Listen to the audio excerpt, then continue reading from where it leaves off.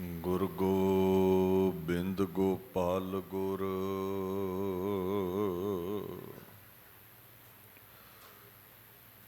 ਗੁਰਪੂਰਨ ਨਾਰਾਇਣ ਹੈ।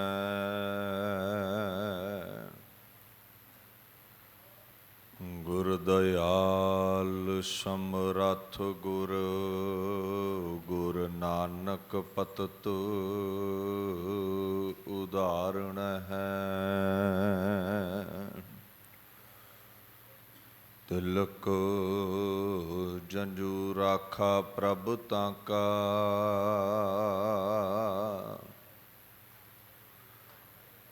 ਕੀਨੋ ਬਡੋ ਕਲੂ ਮਹਿ ਸਾਕਾ। ਧਰਮ ਹੇਤ ਸਾਕਾ ਜਿਨ ਕੀਆ ਸੀਸ ਦੀਆ ਪਰ ਸਿਰ ਨਾ ਦੀਆ। ਚਵਰ ਛਤਰ ਤਖਤ ਦੇ ਮਾਲਕ ਸਾਹਿਬ ਸ੍ਰੀ ਗੁਰੂ ਗ੍ਰੰਥ ਸਾਹਿਬ ਜੀ ਦੀ ਪਾਵਨ ਹਜ਼ੂਰੀ ਵਿੱਚ ਸੱਜ ਬੈਠੀ ਗੁਰੂ ਪਿਆਰੀ ਖਾਲਸਾ ਸਾਧ ਸੰਗਤ ਦੀ ਫਤਿਹ ਪ੍ਰਵਾਨ ਕਰੋ। ਵਾਹਿਗੁਰੂ ਜੀ ਕਾ ਖਾਲਸਾ ਵਾਹਿਗੁਰੂ ਜੀ ਕੀ ਫਤਿਹ। ਧੰਨ ਧੰਨ ਸ੍ਰੀ ਗੁਰੂ ਤੇਗ ਬਹਾਦਰ ਸਾਹਿਬ ਸੱਚੇ ਪਾਤਸ਼ਾਹ, ਜਿਨ੍ਹਾਂ ਦੇ ਪਾਵਨ ਸ਼ਹੀਦੀ ਅਸਥਾਨ ਗੁਰਦੁਆਰਾ ਸ੍ਰੀ ਸ਼ੀਸ਼ਗੰਜ ਸਾਹਿਬ ਵਿਖੇ ਆਪ ਸਰਬੱਤ ਸੰਗਤਾਂ ਹਾਜ਼ਰੀਨ ਹੋ। ਸਤਿਕਾਰਯੋਗ ਸਿੰਘ ਸਾਹਿਬ ਗਿਆਨੀ ਹਰਨਾਮ ਸਿੰਘ ਹੁਣਾਂ ਨੇ ਆਪ ਸੰਗਤ ਨੂੰ ਤੁਰਕੀ ਬਾਣੀ ਦਾ ਫੁਰਮਾਨ ਸਰਵਣ ਕਰਵਾਇਆ ਹੈ। ਆਓ ਇਸ ਅਗੰਮੀ ਬਾਣੀ ਦੇ ਫੁਰਮਾਨ ਨਾਲ ਜੁੜ ਕੇ ਆਪਣੇ ਸਮੇਂ ਨੂੰ, ਜੀਵਨ ਨੂੰ ਸਫਲਾ ਕਰੀਏ। ਸਤਨਾਮ ਸ੍ਰੀ ਵਾਹਿਗੁਰੂ ਸਾਹਿਬ ਜੀ। ਆਪ ਉਪਦੇਸੈ ਸਮਝੈ ਆਪ,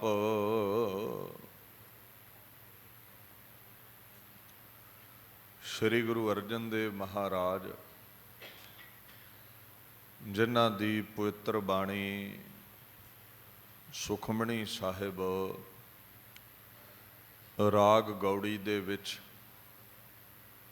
ਸ੍ਰੀ ਗੁਰੂ ਗ੍ਰੰਥ ਸਾਹਿਬ ਦੇ ਅੰਦਰ 262 ਅੰਗ ਤੋਂ ਲੈ ਕੇ 296 ਅੰਗਾਂ ਦਰਮਿਆਨ ਦਰਜ ਹੈ। 12ਵੀਂ ਅਸ਼ਟਪਦੀ ਦਾ 7ਵਾਂ ਅਤੇ 8ਵਾਂ ਪਦਾ ਜਿਸ ਦੀ ਆਪਾਂ ਵਿਆਖਿਆ ਕਰਨੀ ਹੈ, ਇਹ 279 ਅੰਗ ਉੱਪਰ ਸੁਭਾਏਮਾਨ ਹੈ।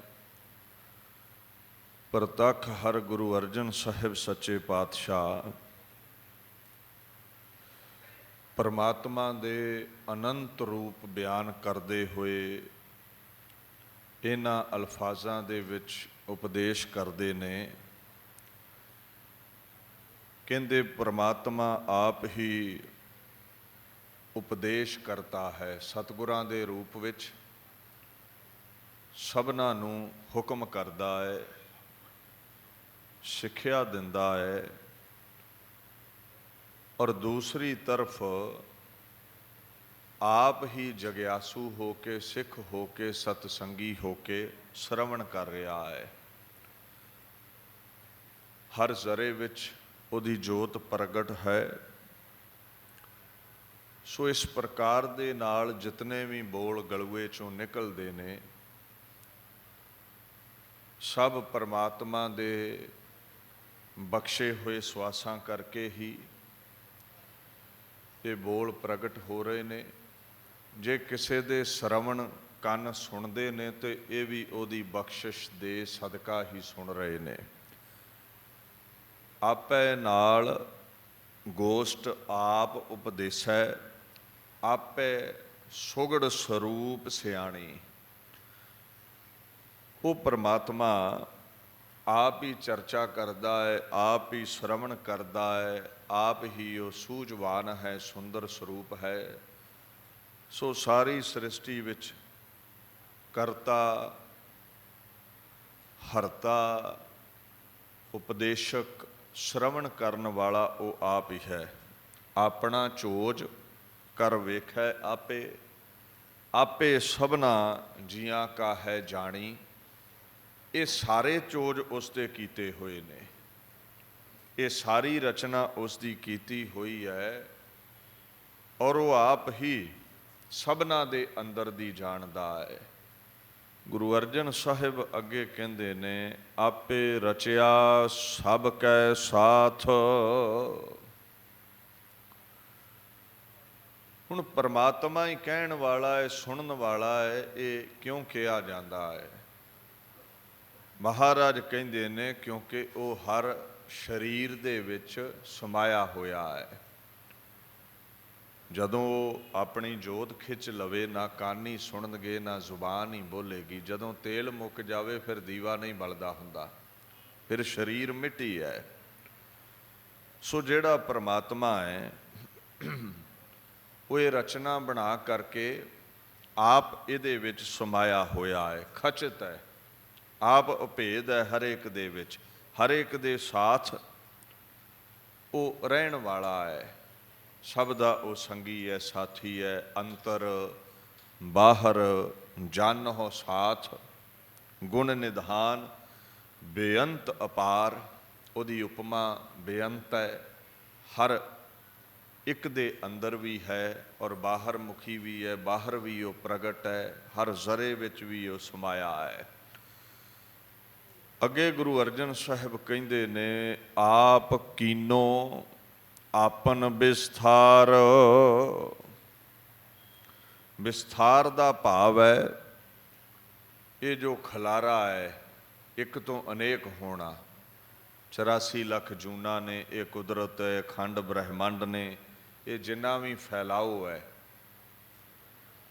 ਕਹਿੰਦੇ ਉਹ ਜਿਹੜਾ ਪਰਮਾਤਮਾ ਹੈ ਉਸਨੇ ਆਪਣੇ ਆਪ ਤੋਂ ਹੀ ਇਹ ਸਾਰਾ ਜੋ ਖਲਾਰਾ ਹੈ ਦੁਨੀਆ ਦਾ ਬਣਾਇਆ ਹੈ।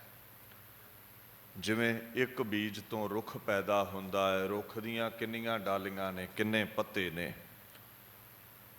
ਇਉਂ ਪਰਮਾਤਮਾ ਇੱਕ ਤੋਂ ਅਨੇਕ ਹੈ। ਬਟਕ ਬੀਜ ਮਹਿ ਰਵ ਰਹਿਓ, ਜਾਂ ਕੋ ਤੀਨ ਲੋਕ ਵਿਸਥਾਰ। ਬੋਹੜ ਦਾ ਰੁੱਖ ਸਭ ਨਾਲੋਂ ਵੱਡਾ ਹੁੰਦਾ ਹੈ। ਜੇ ਬੋਹੜ ਦਾ ਬੀਜ ਵੇਖੋਗੇ ਤੇ ਕੁਝ ਵੀ ਨਹੀਂ ਹੈ। ਕਹਿੰਦੇ ਜਿਵੇਂ ਬੀਜ ਵਿੱਚ ਬੋਹੜ ਹੈ ਤੇ ਬੋਹੜ ਦੇ ਰੁੱਖ ਵਿੱਚ ਬੀਜ ਹੈ, ਇੱਦਾਂ ਪਰਮਾਤਮਾ ਇੱਕ ਵੀ ਹੈ, ਬੀਜ ਦੀ ਨਿਆਈ ਤੇ ਬੋਹੜ ਦੀ ਨਿਆਈ ਅਨੇਕਤਾ ਵੀ ਹੈ। ਬੜੀਆਂ ਡਾਲੀਆਂ ਨੇ, ਬੜੇ ਫਲ ਫੁੱਲ ਨੇ।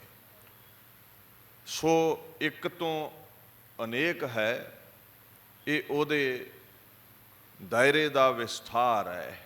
ਇਹ ਖੰਡ ਬ੍ਰਹਿਮੰਡ ਉਹਦੀਆਂ ਹੀ ਡਾਲੀਆਂ ਨੇ, ਇਹ ਜੀਵ ਜੰਤੂ ਉਹਦੇ ਹੀ ਪੱਤੇ ਨੇ। ਅੱਗੇ ਗੁਰੂ ਅਰਜਨ ਸਾਹਿਬ ਕਹਿੰਦੇ ਨੇ, ਸਭ ਕਿਛ ਉਸਕਾ ਉਹ ਕਰਨੈ ਹਾਰ।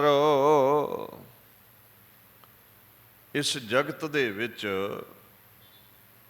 ਜੋ ਕੁਝ ਵੀ ਬਣਿਆ ਹੈ ਉਹਦਾ ਚਿੱਤਰਕਾਰ ਇੱਕ ਪਰਮਾਤਮਾ ਹੀ ਹੈ। ਸਾਰੇ ਉਹਦੀ ਬਖਸ਼ਿਸ਼ ਦੇ ਨਾਲ ਹੀ ਪੈਦਾ ਹੁੰਦੇ ਨੇ, ਉਹਦੇ ਹੁਕਮ ਵਿੱਚ ਹੀ ਮਿਟਦੇ ਨੇ। ਹੀ ਇਜ਼ ਦਾ ਟਰੂ ਕ੍ਰੀਏਟਰ। ਉਹਦੇ ਤੋਂ ਬਿਨਾਂ ਦੂਜਾ ਕੋਈ ਪੈਦਾ ਕਰਨ ਵਾਲਾ ਨਹੀਂ ਹੈ। ਸੰਤ ਵੀ ਉਹਦੇ ਬਣਾਏ ਨੇ, ਸਾਖਤ ਵੀ ਉਹਦੇ ਬਣਾਏ ਨੇ, ਮੂਰਖ ਵੀ ਉਹਦੇ ਬਣਾਏ ਨੇ, ਚਤੁਰ ਵੀ ਉਹਦੇ ਬਣਾਏ ਨੇ। ਭਗਵਾਨ ਅਵਤਾਰ ਦੇਵਤੇ ਵੀ ਉਹਦੇ ਬਣਾਏ ਨੇ, ਸ਼ੈਤਾਨ ਦੈਂਤ ਵੀ ਉਹਦੇ ਬਣਾਏ ਨੇ। ਪਾਪ ਪੁੰਨ ਉਹਦੇ ਹੁਕਮ ਵਿੱਚ ਹੈ। ਉਹ ਕਰਤਾ ਹੈ, ਉਹ ਕਰਨਹਾਰ ਹੈ ਸ੍ਰਿਸ਼ਟੀ ਦਾ। ਤੂੰ ਕਰਤਾ, ਤੂੰ ਕਰਨਹਾਰ, ਤੂੰ ਹੈ ਏਕ ਅਨੇਕ ਜੀਓ। ਤੂੰ ਇੱਕ ਤੋਂ ਅਨੇਕ ਆਪ ਹੀ ਹੋ ਰਿਹਾ ਹੈ। ਅੱਗੇ ਗੁਰੂ ਅਰਜਨ ਸਾਹਿਬ ਕਹਿੰਦੇ ਨੇ, ਉਸ ਤੇ ਭਿੰਨ ਕਹੋ ਹੋ ਕਿਛ ਹੋਏ। ਇੱਥੇ ਕੁਐਸਚਨ ਮਾਰਕ ਹੈ। ਮਹਾਰਾਜ ਕਹਿੰਦੇ ਨੇ ਉਹਦੇ ਤੋਂ ਭਿੰਨ, ਉਹਦੇ ਤੋਂ ਵੱਖਰਾ, ਅਲੱਗ, ਜੁਦਾ कौन हो सकता है? भाव कोई भी नहीं। जल तरंग अर फेन बुदबुदा, जल ते भिन्न ना होई इहो परपंच, पार ब्रह्म की लीला विचरत आन ना होई। देखो, एक बन्ने है सागर समुंदर, ਉਹਦੇ ਉੱਪਰ ਛਾਲਾਂ ਵੀ ਨੇ ਤੇ ਬੁਲਬੁਲੇ ਵੀ ਨੇ। ਆਪਾਂ ਇਹ ਥੋੜ੍ਹੀ ਕਹਿ ਸਕਦੇ ਹਾਂ ਵੀ ਸਮੁੰਦਰ ਵਿੱਚ ਪਾਣੀ ਹੋਰ ਹੈ, ਛਾਲਾਂ ਵਿੱਚ ਪਾਣੀ ਹੋਰ ਹੈ, ਬੁਲਬੁਲਿਆਂ ਵਿੱਚ ਪਾਣੀ ਹੋਰ ਹੈ। ਕਹਿੰਦੇ ਇਹ ਤਰਲ ਪਦਾਰਥ, ਇਹ ਜਲ ਤਿੰਨਾਂ ਵਿੱਚ ਹੀ ਸਮਾਇਆ ਹੈ। ਇਹ ਬੁਲਬੁਲੇ, ਇਹ ਛਾਲਾਂ ਸਾਗਰ ਦਾ ਹੀ ਰੂਪ ਨੇ। ਇਉਂ ਐਸਾ ਪ੍ਰਪੰਚ ਪਰਮਾਤਮਾ ਨੇ ਰਚਿਆ ਹੈ। ਪੁੰਨੀ ਪਾਪੀ ਸੰਤ ਸਾਕਤ ਤੇ 84 ਲੱਖ ਜੂਨਾ, ਇਹ ਪ੍ਰਕਿਰਤੀ, ਇਹ ਕੁਦਰਤ, ਸਾਰਿਆਂ ਵਿੱਚ ਪਰਮਾਤਮਾ ਸਮਾਇਆ ਹੈ। ਜਿਵੇਂ ਸਮੁੰਦਰ ਇੱਕ ਤਰਫ ਤੇ ਵਿਰਾਟ ਰੂਪ ਹੈ, ਬੜਾ ਅਪਾਰ ਹੈ, ਦੂਸਰੀ ਤਰਫ ਛੋਟੇ ਛੋਟੇ ਬੁਲਬੁਲੇ ਵੀ ਸਮੁੰਦਰ ਦਾ ਹਿੱਸਾ ਨੇ। ਇਉਂ ਪਰਮਾਤਮਾ ਵਿਰਾਟ ਵੀ ਬੜਾ ਹੈ, ਦੂਸਰਾ ਅਸੀਂ ਜੀਵ ਜੰਤੂ ਸਾਰੇ ਬੁਲਬੁਲਿਆਂ ਦੀ ਨਿਆਈ ਉਸ ਦਾ ਹੀ ਰੂਪ ਹਾਂ। ਅੱਗੇ ਗੁਰੂ ਅਰਜਨ ਸਾਹਿਬ ਕਹਿੰਦੇ ਨੇ, ਥਾਨ ਥਨੰਤਰ ਏਕੈ ਸੋਏ। ਥਾਨ ਕਿਹਾ ਜਾਂਦਾ ਹੈ ਟਿਕਾਣੇ ਨੂੰ, ਅਸਥਾਨ ਨੂੰ। ਵਿਸ਼ੇਸ਼ ਕਰਕੇ ਟਿੱਪਣੀ ਕਰ ਦਈਏ ਵੀ ਇਹ ਜਗ੍ਹਾ, ਇਹ ਜਗ੍ਹਾ, ਉਹ ਜਗ੍ਹਾ। ਥਨੰਤਰ ਦਾ ਭਾਵ ਹੁੰਦਾ ਹੈ ਸਥਾਨ ਅੰਤਰ। ਪਦਛੇਦ ਕਰ ਲਓ ਤੇ ਇਉਂ ਬਣੇਗਾ, ਦੋ ਥਾਵਾਂ ਦੇ ਵਿਚਕਾਰਲਾ ਥਾਂ। ਭਾਵ ਜੇ ਤੁਸੀਂ ਇਹ ਆਖੋ ਵੀ ਧਰਤੀ ਤੇ ਪਰਮਾਤਮਾ ਹੈ, ਤੋ ਜਦੋਂ ਉਡਾਰੀ ਲਾਓ, ਧਰਤੀ ਤੋਂ ਅਗਾਂਹ ਚਲੇ ਜਾਓ, ਉੱਥੇ ਵੀ ਪਰਮਾਤਮਾ ਹੈ, ਪਰ ਇਹਦੇ ਦਰਮਿਆਨ ਨਹੀਂ ਹੈ, ਪਾਤਾਲ ਵਿੱਚ ਨਹੀਂ ਹੈ। ਤੇ ਮਹਾਰਾਜ ਕਹਿੰਦੇ ਠੀਕ ਨਹੀਂ, ਪਾਤਾਲ ਵਿੱਚ ਵੀ ਸਮਾਇਆ ਹੈ। ਦਰਮਿਆਨ ਕੋਈ ਵੀ ਜਗ੍ਹਾ ਹੈ, ਉੱਥੇ ਵੀ ਪਰਮਾਤਮਾ ਵਸਿਆ ਹੋਇਆ ਹੈ। ਉਹਦੇ ਤੋਂ ਬਿਨਾਂ ਕੋਈ ਦੂਜਾ ਰੱਬ ਨਹੀਂ ਹੈ। ਥਾਨ ਥਨੰਤਰ ਰਵ ਰਹਿਆ, ਪ੍ਰਭ ਮੇਰਾ ਭਰਪੂਰ। ਪਰਮਾਤਮਾ ਹਰ ਜਗ੍ਹਾ ਹੈ ਔਰ ਸੰਪੂਰਨ ਹੈ, ਪੂਰਨ ਤੌਰ 'ਤੇ ਹੈ, ਮੌਜੂਦ ਹੈ। ਅੱਗੇ ਗੁਰੂ ਅਰਜਨ ਸਾਹਿਬ ਕਹਿੰਦੇ ਨੇ, ਆਪਣੇ ਚਲਤ ਆਪ ਕਰਨੈ ਹਾਰ। ਇਹ ਜਿਹੜਾ ਚਲਤ ਲਫ਼ਜ਼ ਹੈ, ਇਹਦਾ ਅਰਥ ਹੁੰਦਾ ਹੈ ਕੌਤਕ, ਅਜ਼ਮਤਾਂ, ਚੋਜ ਕਰਨੇ। ਪਰਮਾਤਮਾ ਜਿਹੜਾ ਹੈ, ਉਹਦੀ ਇਹ ਜਿਹੜੀ ਰਚਨਾ ਹੈ ਖੰਡਾਂ ਬ੍ਰਹਿਮੰਡਾਂ ਦੀ, ਉਹਦਾ ਇੱਕ ਖੇਲ ਹੈ, ਤਮਾਸ਼ਾ ਹੈ, ਚੋਜ ਕੀਤਾ ਹੋਇਆ ਹੈ। ਉਹਦੇ ਕੌਤਕ ਨੇ ਇਹ ਸਾਰੇ, ਔਰ ਬੜੇ ਅਸਚਰਜ ਨੇ। ਜਿਵੇਂ ਬਾਣੀ ਚਾਹੁੰਦਾ ਨਾ, ਚਲਤ ਤੁਮਾਰੇ ਪ੍ਰਗਟ ਪਿਆਰੇ, ਦੇਖ ਨਾਨਕ ਭਏ ਨਿਹਾਲਾ ਜੀਓ। ਤੇਰੇ ਇਹ ਚੋਜ ਵੇਖ ਕੇ, ਤੇਰੀ ਇਹ ਕੀਤੀ ਹੋਈ ਰਚਨਾ ਵੇਖ ਕੇ ਬੰਦਾ ਨਿਹਾਲ ਹੋ ਜਾਂਦਾ ਹੈ, ਹੈਰਾਨ ਹੋ ਜਾਂਦਾ ਹੈ। ਕਿਸ ਪ੍ਰਕਾਰ ਦੇ ਨਾਲ ਇਹ ਖੰਡ ਬ੍ਰਹਿਮੰਡ ਤੂੰ ਰਚੇ ਨੇ। ਲੱਖਾਂ ਮੂਰਤਾਂ ਘੜਨੀਆਂ ਹੋਣ ਤੇ ਸੈਂਕੜੇ ਕਾਰੀਗਰ ਚਾਹੀਦੇ ਨੇ, ਇੱਥੇ ਇੱਕੋ ਹੀ ਕਾਰੀਗਰ ਹੈ। ਕਰੋੜਾਂ ਮੂਰਤਾਂ ਘੜੀ ਬੈਠਾ ਹੈ। ਵੇਖੋ, ਇੱਕ ਬੰਦੇ ਦੀ ਸ਼ਕਲ ਸੁਭਾਓ ਦੂਜੇ ਨਾਲ ਨਹੀਂ ਮਿਲੇਗਾ। ਬਣੇ ਸਾਰੇ ਹੀ ਇੱਕੇ ਮਿੱਟੀ ਤੋਂ ਹੈ, ਜੋਤ ਸਾਰਿਆਂ ਵਿੱਚ ਇੱਕੇ ਕਾਰੀਗਰ ਦੀ ਹੈ, ਪਰਮਾਤਮਾ ਦੀ ਹੈ। ਪਰ ਜਦੋਂ ਬਾਹਰ ਮੁਖੀ ਰਚਨਾ ਵੇਖਦੇ ਹਾਂ ਤਾਂ ਬੜੀ ਅਸਚਰਜਤਾ ਆਉਂਦੀ ਹੈ ਮਨ ਵਿੱਚ ਵੀ, ਕੈਸਾ ਚਿੱਤਰਕਾਰ ਹੈ। ਪਹਾੜ ਵੇਖੋ, ਵਾਹ ਨਿਕਲੇਗਾ ਗਲੂਏ 'ਚੋਂ। ਨਦੀਆਂ, ਨਾਲੇ, ਝਰਨੇ, ਇਹ ਪ੍ਰਕਿਰਤੀ, ਇਹ ਰੁੱਖ, ਇਹ ਰੰਗ ਰੂਪ ਉਸਦੇ ਪੈਦਾ ਕੀਤੇ ਹੋਏ ਨੇ, ਜੋ ਦੇਖ ਕੇ ਅਸੀਂ ਨਿਹਾਲ ਹੋ ਜਾਂਦੇ ਹਾਂ। ਅੱਗੇ ਗੁਰੂ ਅਰਜਨ ਸਾਹਿਬ ਕਹਿੰਦੇ ਨੇ, ਕੌਤਕ ਕਰੈ ਰੰਗ ਅਪਾਰ। ਕੌਤਕ ਦਾ ਭਾਵ ਤਮਾਸ਼ਾ ਹੀ ਹੈ। ਉਹ ਜਿਹੜਾ ਪਰਮਾਤਮਾ ਹੈ, ਉਹ ਬੇਅੰਤ ਕੌਤਕ ਕਰ ਰਿਹਾ ਹੈ। ਰੰਗ ਦਾ ਮਤਲਬ ਹੈ ਪ੍ਰੇਮ। ਰੰਗ ਦੇ ਹੋਰ ਵੀ ਕਈ ਭਾਵ ਨੇ, ਆਨੰਦ ਨੂੰ ਵੀ ਕਹਿੰਦੇ ਨੇ, ਖੁਸ਼ੀ ਨੂੰ ਵੀ। ਅਪਾਰ ਦਾ ਮਤਲਬ ਹੁੰਦਾ ਹੈ ਬੇਅੰਤ, ਜਿਹਦਾ ਪਾਰਾਵਾਰ ਨਹੀਂ ਹੈ। ਨਾ ਉਰਲਾ ਕੰਢਾ ਲੱਭੇ ਨਾ ਪਰਲਾ ਕੰਢਾ ਲੱਭੇ। ਸੋ ਪ੍ਰਮਾਤਮਾ ਜਿਹੜੇ ਤੇਰੇ ਅਸਚਰਜ ਕੌਤਕ ਨੇ, ਰੰਗ ਤਮਾਸ਼ੇ ਨੇ, ਜਿਹੜਾ ਤੇਰਾ ਫੈਲਾਓ ਹੈ, ਦੁਨੀਆ ਦੀ ਰਚਨਾ ਹੈ, ਪਾਰਾਵਾਰ ਤੋਂ ਰਹਿਤ ਹੈ, ਇਹਨੂੰ ਜਾਣਿਆ ਨਹੀਂ ਜਾ ਸਕਦਾ, ਇਹਦਾ ਅੰਤ ਨਹੀਂ ਪਾਇਆ ਜਾ ਸਕਦਾ। ਸਾਇੰਸ ਕਿੰਨੀ ਖੋਜ ਕਰ ਰਹੀ ਹੈ, ਤੋ ਖੰਡਾਂ ਬ੍ਰਹਿਮੰਡਾਂ ਪਾਤਾਲਾਂ ਆਕਾਸ਼ਾਂ ਚੋਂ ਕਿੰਨਾ ਕੁ ਲੱਭ ਲਿਆ ਹੈ, ਮੈਨੂੰ ਲੱਗਦਾ 1% ਵੀ ਨਹੀਂ। ਸਮੁੰਦਰ ਵਿੱਚ ਗੋਤੇ ਲਾਉਂਦੇ ਨੇ, ਕਿੰਨਾ ਕੁ ਲੱਭ ਲਿਆ ਹੈ, ਵੱਡੀ ਗੱਲ ਹੈ 5% ਇਹਨਾਂ ਖੋਜ ਲੱਭ ਲਈ ਹੋਵੇਗੀ। ਜਦੋਂ ਤੁਸੀਂ ਕੋਈ ਡਿਸਕਵਰੀ ਆਦਿਕ ਚੈਨਲ ਦੇਖਦੇ ਹੋ, ਨਵੇਂ ਤੋਂ ਨਵੇਂ ਮਸ਼ਕਸ਼ ਨਜ਼ਰੀ ਆਉਣਗੇ ਸਮੁੰਦਰ ਵਿੱਚ, ਨਵੇਂ ਤੋਂ ਨਵੀਂ ਖੋਜ ਚੱਲੀ ਜਾ ਰਹੀ ਹੈ, ਨਵੇਂ ਤੋਂ ਨਵੇਂ ਜੀਵ ਜੰਤੂ ਲੱਭ ਰਹੇ ਨੇ। ਸੋ ਤੇਰੇ ਕੌਤਕ, ਤੇਰੇ ਚੋਜ, ਤੇਰੇ ਤਮਾਸ਼ੇ, ਤੇਰੀ ਰਚਨਾ, ਇਹ ਸੁਰਤ ਦੀ ਪਕੜ ਤੋਂ ਬਾਹਰੇ ਨੇ। ਪਾਰਾਵਾਰ ਨਹੀਂ ਪਾਇਆ ਜਾ ਸਕਦਾ ਤੇਰੀ ਇਸ ਰਚਨਾ ਦਾ, ਤੂੰ ਐਸਾ ਕਾਰੀਗਰ ਹੈ। ਅੱਗੇ ਗੁਰੂ ਅਰਜਨ ਸਾਹਿਬ ਕਹਿੰਦੇ ਨੇ, ਮਨ ਮਹਿ ਆਪ ਮਨ ਆਪਣੇ ਮਾਹੇ। ਮਨ ਦੇ ਭਾਈ ਕਈ ਅਰਥ ਨੇ। ਮਨ ਅੰਤਸ਼ਕਰਨ ਦਾ ਹਿੱਸਾ ਵੀ ਹੈ। ਜਿੰਨੀਆਂ ਵੀ ਗਿਆਨ ਸ਼ਕਤੀਆਂ, ਸੰਕਲਪ, ਵਿਕਲਪ, ਸਮਝ, ਬੂਝ, ਸਿਆਣਪ, ਸੋਚ ਵਿਚਾਰ, ਇਹ ਜੋ ਕੁਝ ਵੀ ਸਾਡੇ ਅੰਦਰ ਹੈ, ਇਹ ਜਿਹੜੇ ਫੁਰਨੇ ਚੱਲਦੇ ਨੇ, ਇਹਨੂੰ ਮਨ ਆਪਾਂ ਕਹਿ ਦਿੰਦੇ ਹਾਂ, ਅੰਤਸ਼ਕਰਨ ਦਾ ਹਿੱਸਾ ਹੈ। ਮਨ ਦਾ ਭਾਵ ਹਿਰਦਾ, ਦਿਲ ਵੀ ਹੈ। ਅੱਛਾ, ਮਨ ਆਤਮਾ ਨੂੰ ਵੀ ਕਹਿ ਦਿੰਦੇ ਨੇ।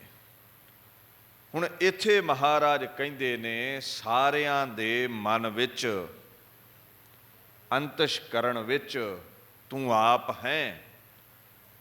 ਦੂਸਰੀ ਵਾਰ ਮਨ ਵਰਤਿਆ ਇਸ ਪੰਕਤੀ ਵਿੱਚ, ਉੱਥੇ ਭਾਵ ਹੈ ਸਾਰਿਆਂ ਦੇ ਸਰੀਰ ਵਿੱਚ, ਜੀਵ ਆਤਮਾ ਵੀ ਤੂੰ ਹੀ ਹੈ।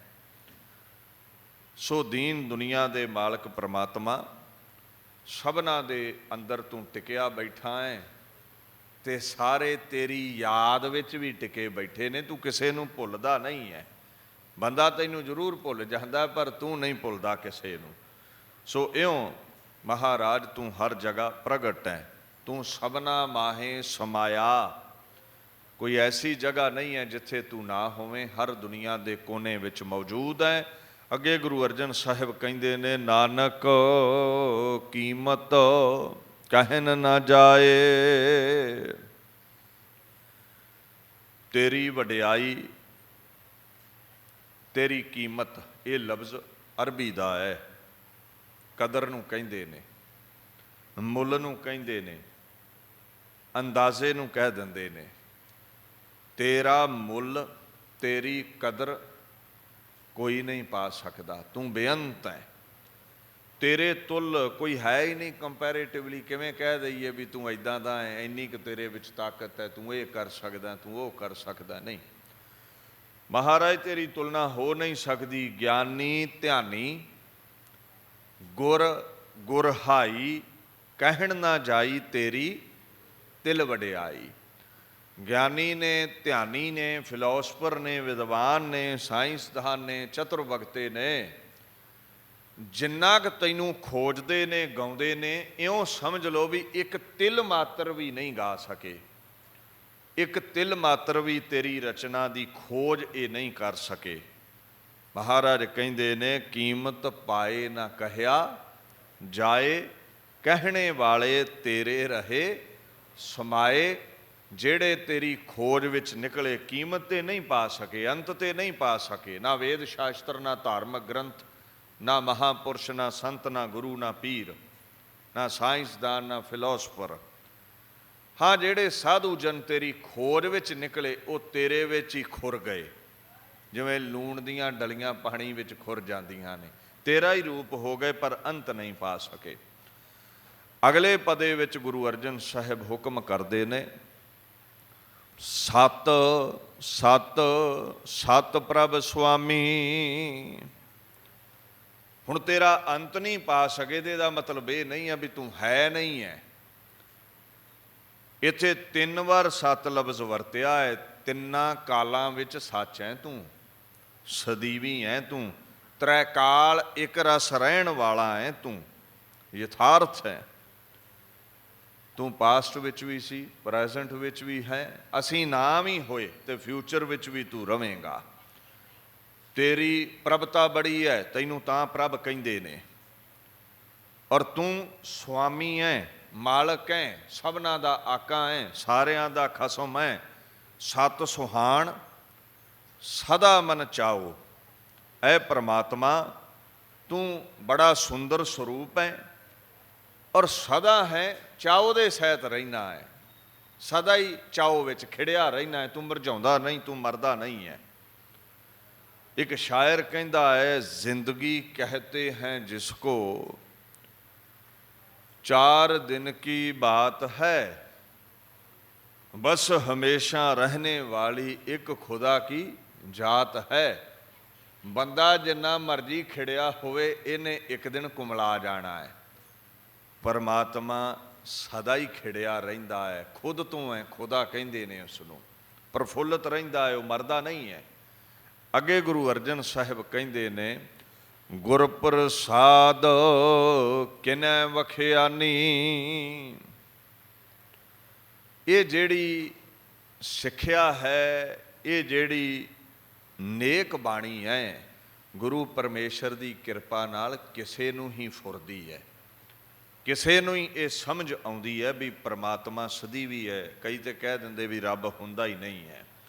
ਗੁਰੂ ਦੀ ਕਿਰਪਾ ਹੋਵੇ, ਗੁਰੂ ਦੀ ਰਹਿਮਤ ਹੋਵੇ। ਇੱਥੇ ਲਫ਼ਜ਼ ਵਰਤਿਆ ਹੈ ਵਖਿਆਨੀ, ਭਾਵ ਕਥਨ, ਬਿਆਨਬਾਜ਼ੀ, ਗਲੂਏ ਤੋਂ ਬੋਲਣਾ। ਕਰੇ ਵਖਿਆਣ ਜਾਣੈ ਜੇ ਕੋਈ, ਅੰਮ੍ਰਿਤ ਪੀਵੈ ਸੋਈ।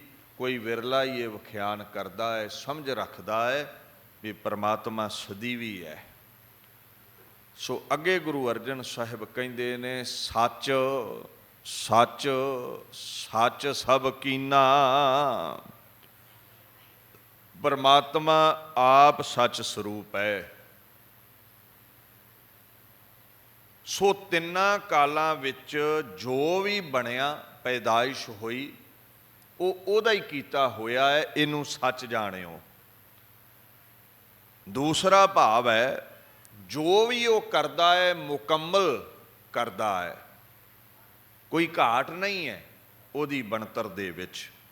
ਜੋ ਕੁਝ ਵੀ ਉਸਨੇ ਬਣਾਇਆ ਹੈ, ਜੋ ਵੀ ਉਹਨੇ ਬਨਾਵਟ ਤਿਆਰ ਕੀਤੀ ਹੈ, ਉਹ ਸੱਚ ਹੈ, ਉਹ ਪੂਰੀ ਹੈ। ਪੂਰੇ ਕਾ ਕੀਆ ਸਭ ਕਿਛ ਪੂਰਾ। ਸੋ ਮਹਾਰਾਜ ਆਖਣ ਲੱਗੇ, ਸਭ ਕੀਨ ਜਗਤ ਪਸਾਰ, ਅਭਿਅਕਤ ਰੂਪ ਉਧਾਰ। ਜਿਹੇ ਕੋਟ ਇੰਦਰ ਨ੍ਰਿਪਾਰ, ਕਈ ਬ੍ਰਹਮ ਬਿਸ਼ਨ ਵਿਚਾਰ। ਗੁਰੂ ਗੋਬਿੰਦ ਸਿੰਘ ਦਸਮ ਬਾਣੀ ਵਿੱਚ ਕਹਿੰਦੇ ਨੇ, ਜਗਤ ਦਾ ਪਸਾਰਾ ਉਸਨੇ ਕੀਤਾ ਹੈ, ਸੱਚੇ ਸਰੂਪ ਨੇ। ਉਹਦਾ ਰੂਪ ਅਕਥ ਹੈ, ਕਥਿਆ ਨਹੀਂ ਜਾ ਸਕਦਾ। ਲੋਕ ਇੰਦਰ ਦੇਵ ਨੂੰ ਮੰਨਦੇ ਨੇ, ਕਹਿੰਦੇ ਕਰੋੜਾਂ ਇੰਦਰ ਪੈਦਾ ਕੀਤੇ ਨੇ ਉਸਨੇ। ਲੋਕ ਬ੍ਰਹਮਾ ਜੀ, ਵਿਸ਼ਨੂੰ ਜੀ, ਸ਼ਿਵ ਜੀ ਨੂੰ ਮੰਨਦੇ ਨੇ, ਕਹਿੰਦੇ ਐਸੇ ਕਰੋੜਾਂ ਦੇਵਤੇ ਉਸਨੇ ਪੈਦਾ ਕੀਤੇ ਨੇ। ਸੋ ਪੈਦਾਇਸ਼ ਕਰਨ ਵਾਲਾ, ਪੈਦਾ ਕਰਨ ਵਾਲਾ ਇੱਕ ਪਰਮਾਤਮਾ ਹੀ ਹੈ। ਉਹਦੀ ਹੀ ਕੀਤੀ ਹੋਈ ਤਿੰਨਾਂ ਕਾਲਾਂ ਦੀ ਰਚਨਾ ਹੈ। ਪਿੱਛੇ ਵੀ, ਅੱਜ ਵੀ, ਅਗਾਂਹ ਵੀ ਉਹੀ ਰਚਨਹਾਰ ਹੈ। ਅੱਗੇ ਗੁਰੂ ਅਰਜਨ ਸਾਹਿਬ ਕਹਿੰਦੇ ਨੇ, ਕੋਟ ਮਦੇ ਕਿਨੈ ਬਿਰਲੇ ਚੀਨਾ। ਕੋਟ ਦਾ ਮਤਲਬ ਕਰੋੜਾਂ, ਮਦੇ ਦਾ ਮਤਲਬ ਹੈ ਵਿਚਕਾਰ। ਚੀਨਾ ਦਾ ਜਿਹੜਾ ਭਾਵ ਹੈ, ਇਹ ਹੁੰਦਾ ਹੈ ਦੇਖ ਲੈਣਾ, ਪਛਾਣ ਲੈਣਾ, ਸਮਝ ਆ ਜਾਣੀ। ਸਾਰੀ ਰਚਨਾ ਪਰਮਾਤਮਾ ਦੀ ਹੈ, ਸਾਰੀ ਰਚਨਾ ਵਿੱਚ ਪਰਮਾਤਮਾ ਵਸਿਆ ਹੈ। ਇਹ ਕਿਸੇ ਵਿਰਲੇ ਨੂੰ ਹੀ ਸਮਝ ਪੈਂਦੀ ਹੈ। ਤੋ ਨਹੀਂ ਤੇ ਸਾਰੇ ਹੀ ਦਾਅਵਾ ਕਰਦੇ ਨੇ। ਕੋਈ ਕਹਿ ਦਿੰਦਾ ਇਹ ਫਲਾਣੇ ਦੇਵਤੇ ਨੇ ਬਣਾਇਆ, ਕੋਈ ਕਹਿ ਦਿੰਦਾ ਇਹ ਸ਼ੈਤਾਨ ਨੇ ਬਣਾਈ ਦੁਨੀਆ, ਕੋਈ ਕਹਿ ਦਿੰਦਾ ਇਹ ਤੇ ਜੀ ਰਹਿਬਰ ਨੇ ਬਣਾਈ ਦੁਨੀਆ। ਮਹਾਰਾਜ ਕਹਿੰਦੇ ਨਹੀਂ, ਇੱਕ ਹੀ ਕਰਤਾ ਹੈ, ਉਹੀ ਹਰਤਾ ਹੈ, ਉਹੀ ਪਰਵਰਿਸ਼ ਕਰਨ ਵਾਲਾ ਹੈ। ਬਾਕੀ ਰਹਿਬਰ ਦੇਵੀ ਦੇਵਤੇ, ਗੁਰੂ ਪੀਰ ਮਹਾਤਮਾ ਸਭ ਉਹਦੇ ਹੁਕਮ ਵਿੱਚ ਚੱਲਦੇ ਨੇ। ਵਿਰਲਿਆਂ ਨੂੰ ਹੀ ਪਰਮਾਤਮਾ ਦੇ ਰੂਪ ਦੀ ਸਾਰ ਹੈ, ਪਹਿਚਾਣ ਹੈ। ਬਹੁਤੇ ਉਹਦੀ ਰਚਨਾ ਨੂੰ, ਉਹਦੀ ਵਡਿਆਈ ਨੂੰ, ਉਹਦੀ ਗਤ ਨੂੰ ਸਮਝ ਨਹੀਂ ਪਾਉਂਦੇ। ਨਾਨਕ ਕਹੋ ਗੁਰ ਦੇਖਿਆ ਦੀਨ, ਪ੍ਰਭ ਅਬਿਨਾਸੀ ਘਟ ਘਟ ਚੀਨ। ਗੁਰੂ ਪਰਮੇਸ਼ਰ ਦੀ ਕਿਰਪਾ ਨਾਲ ਹੀ ਹਰ ਜ਼ਰੇ ਵਿੱਚ ਉਹ ਸਮਾਇਆ ਦਿਖਦਾ ਹੈ, ਔਰ ਸਾਰੀ ਰਚਨਾ ਉਹਦਾ ਰੂਪ ਅਸੀਂ ਚੀਨ ਲੈਂਦੇ ਹਾਂ, ਸਮਝ ਲੈਂਦੇ ਹਾਂ। ਅੱਗੇ ਗੁਰੂ ਅਰਜਨ ਸਾਹਿਬ ਕਹਿੰਦੇ ਨੇ, ਭਲਾ ਭਲਾ ਭਲਾ ਤੇਰਾ ਰੂਪ। ਭਲਾ ਦਾ ਭਾਵ ਹੈ ਸ੍ਰੇਸ਼ਟ, ਭਲਾਈ ਵਾਲਾ, ਸਭ ਤੋਂ ਉੱਤਮ। ਪਰਮਾਤਮਾ ਜਿਹੜਾ ਤੇਰਾ ਰੂਪ ਹੈ ਉਹ ਤਿੰਨਾਂ ਕਾਲਾਂ ਵਿੱਚ ਭਲਾ ਹੈ, ਸੁੰਦਰ ਹੈ, ਬੜਾ ਸੋਭਨੀਕ ਹੈ, ਸਭ ਤੋਂ ਉੱਤਮ ਹੈ। ਤੇਰੇ ਤੁਲ ਕੋਈ ਹੋਰ ਦੁਨੀਆ 'ਤੇ ਨਹੀਂ ਹੈ। ਰੂਪ ਆਕਾਰ ਨੂੰ ਕਹਿੰਦੇ ਨੇ, ਆਕਾਰ ਦਿਖਦਾ ਹੈ। ਸੋ ਪਰਮਾਤਮਾ ਤੂੰ ਜਿੱਥੇ ਨਿਰਗੁਣ ਹੈ, ਦਿਖਦਾ ਨਹੀਂ, ਉੱਥੇ ਰੂਪ ਵੀ ਧਾਰ ਲੈਣਾ। ਔਰ ਜਿਹੜਾ ਵੀ ਤੂੰ ਰੂਪ ਧਾਰੇ, ਕੁਦਰਤ ਦੇ ਰੂਪ ਵਿੱਚ, ਅਵਤਾਰਾਂ ਦੇ ਰੂਪ ਵਿੱਚ, ਦੇਵਤਿਆਂ ਦੇ ਰੂਪ ਵਿੱਚ, ਇਨਸਾਨਾਂ ਦੇ ਰੂਪ ਵਿੱਚ, ਇਹ ਸਾਰੇ ਹੀ ਰੂਪ ਸੁੰਦਰ ਨੇ, ਇਹ ਸਾਰੇ ਹੀ ਆਕਾਰ ਸੁੰਦਰ ਨੇ, ਬੜੇ ਖੂਬਸੂਰਤ ਨੇ। ਕਿਤਨੇ ਕੁ ਸੁੰਦਰ ਨੇ। ਅਗਲੀ ਪੰਕਤੀ ਵਿੱਚ ਗੁਰੂ ਅਰਜਨ ਸਾਹਿਬ ਕਹਿੰਦੇ ਨੇ, ਅਤ ਸੁੰਦਰ ਅਪਾਰ ਅਨੂਪ। ਅਤ ਦਾ ਭਾਵ ਹੈ ਅਧਿਕ, ਜਿਹਦੀ ਉਪਮਾ ਨਾ ਹੋ ਸਕੇ। ਤੂੰ ਅਤੀ ਸੁੰਦਰ ਹੈ, ਬੜਾ ਸੋਹਣਾ ਹੈ, ਬੜਾ ਫੱਬਦਾ ਹੈ। ਅਪਾਰ ਦਾ ਮਤਲਬ ਹੈ ਉਪਮਾ ਕਰ ਤੇ ਲਈਏ, ਪਰ ਪਾਰਲਾ ਕੰਢਾ ਹੀ ਕੋਈ ਨਹੀਂ ਹੈ।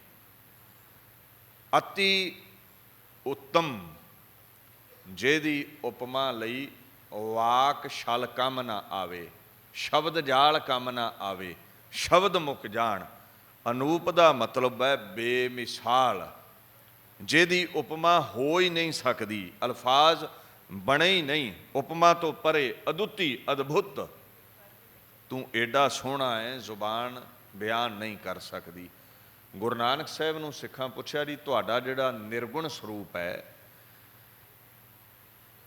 ਜਦੋਂ ਸਰਗੁਣ ਤੌਰ 'ਤੇ ਦੇਖਦੇ ਹਾਂ, ਤੁਹਾਡਾ ਰੂਪ ਬੜਾ ਸੁੰਦਰ ਹੈ। ਤੋ ਜੇ ਕਿਤੇ ਵਿਸ਼ੇਸ਼ ਕਰਕੇ ਇਹ ਆਖੀਏ ਵੀ ਉਹ ਨਿਰਗੁਣ ਇੱਕ ਝਲਕ ਦਵੇ ਸਰਗੁਣ ਦੇ ਤੌਰ 'ਤੇ, ਤੋ ਮਹਾਰਾਜ ਉਹ ਕੈਸਾ ਹੈ? ਜਦੋਂ ਤੁਹਾਨੂੰ ਨਜ਼ਰੀ ਆਉਂਦਾ ਤੁਹਾਡਾ ਨਿਰਗੁਣ ਸਰੂਪ, ਉਹ ਕਿਵੇਂ ਦਾ ਹੁੰਦਾ ਹੈ? ਗੁਰੂ ਨਾਨਕ ਸਾਹਿਬ ਕਹਿੰਦੇ, ਤੇਰੇ ਬੰਕੇ ਲੋਇਣ ਦੰਤ ਰਿਸਾਲਾ, ਸੋਹਣੇ ਨੱਕ ਜਿਨ ਲੰਬੜੇ ਵਾਲਾ, ਕੰਚਨ ਕਾਇਆ ਸੋਹਣੇ ਕੀ ਢਾਲਾ। ਕਹਿੰਦੇ ਐ ਪਰਮਾਤਮਾ, ਤੇਰੇ ਨੇਤਰ ਬੰਕੇ ਨੇ, ਬਹੁਤੇ ਸੁੰਦਰ ਨੇ, ਔਰ ਦੰਦ ਬੜੇ ਮੋਤੀਆਂ ਵਰਗੇ ਸੁੰਦਰ ਰਸਦਾਇਕ ਨੇ। ਨੱਕ ਤੇਰਾ ਤਿੱਖਾ ਹੈ, ਲੰਮੇ ਤੇਰੇ ਕੇਸ ਨੇ। ਤਾਂ ਹੀ ਤੇ ਸਾਨੂੰ ਗੁਰਾਂ ਦਾ ਹੁਕਮ ਹੈ, ਸਾਬਤ ਸੂਰਤ ਦਸਤਾਰ ਸਿਰਾ, ਪਿਓ ਵਰਗੇ ਲੱਗਣਾ ਹੈ ਤੇ ਕੇਸ ਰੱਖੋ। ਤੁਸੀਂ ਕਿਸੇ ਵੀ ਰਹਿਬਰ ਮਹਾਂਪੁਰਸ਼ ਵੱਲ ਵੇਖੋ, ਪੁਰਾਣਾ ਧਰਮ ਕਿਹੜਾ ਹੈ? ਸਨਾਤਨ ਮਤ। ਪਤਾ ਨਹੀਂ ਕਿਉਂ ਹਿੰਦੂ ਲਫ਼ਜ਼ ਵਰਤਣ ਲੱਗ ਪਏ ਇਹਨਾਂ ਲਈ।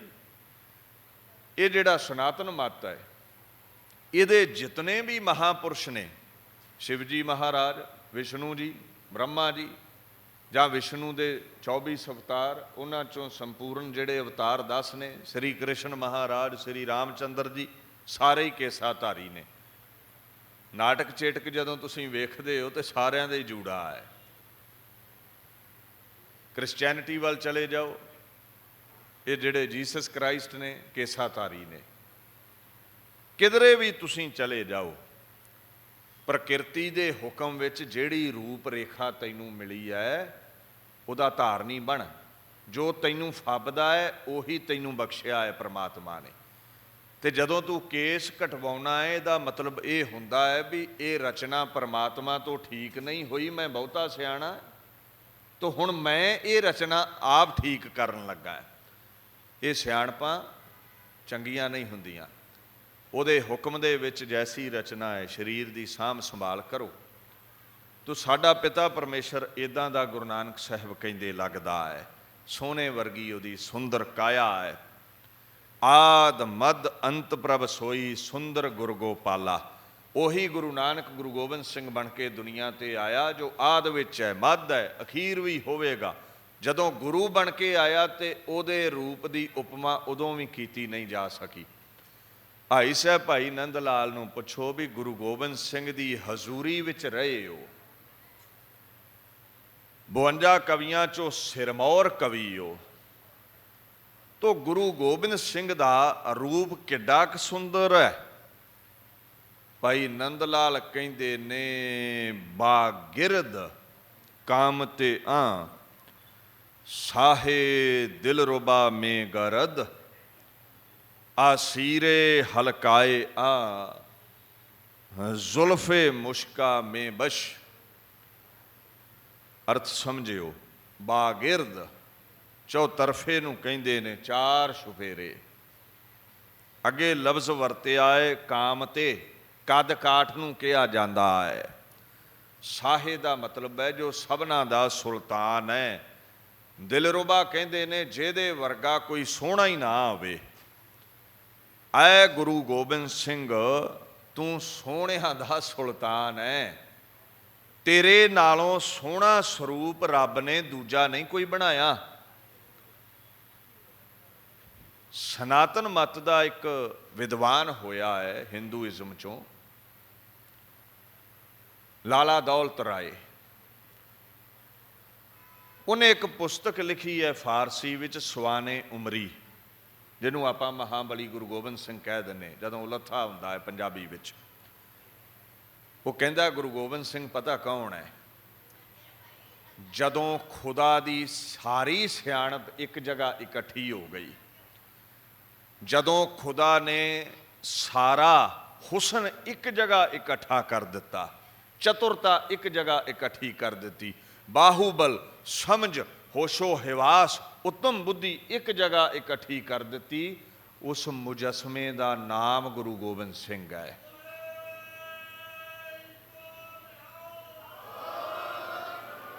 और कंपैरेटिवली उस पुस्तक विच लिखदा है दुनिया ते बड़े अवतार आए, भगवान आए, रहबर आए, पर कहंदा गुरु गोबिंद सिंह दे तुल कोई नहीं है।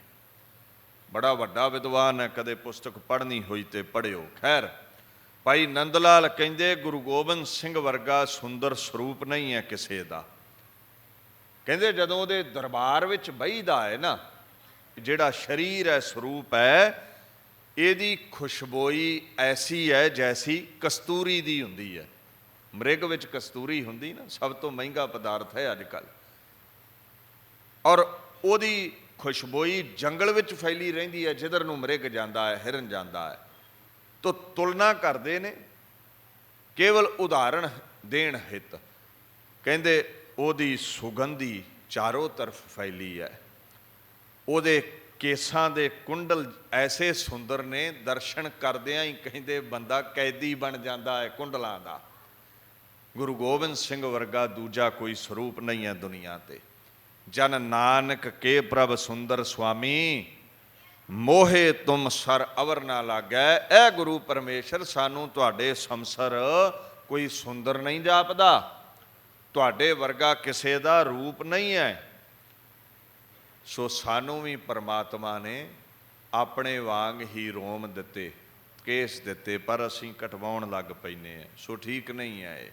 किसी भी धर्म नूं बिलोंग करदे हो, केस रखने जरूरी ने, उहदी रचना नूं हिन बिन सिर झुका के मनना जरूरी है। बाकी केस तुसीं आप ते रखदे नहीं हो, तो ये किहड़ी कोई खाद पाउणी पैंदी भी लम्मे हो जाण।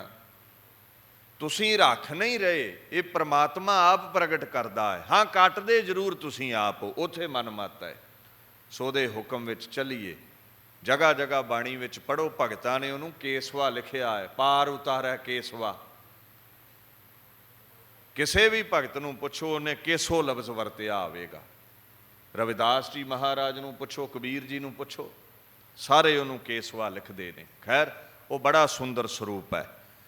अगे गुरु अर्जन साहिब बचन करते ने, निर्मल निर्मल निर्मल तेरी बाणी,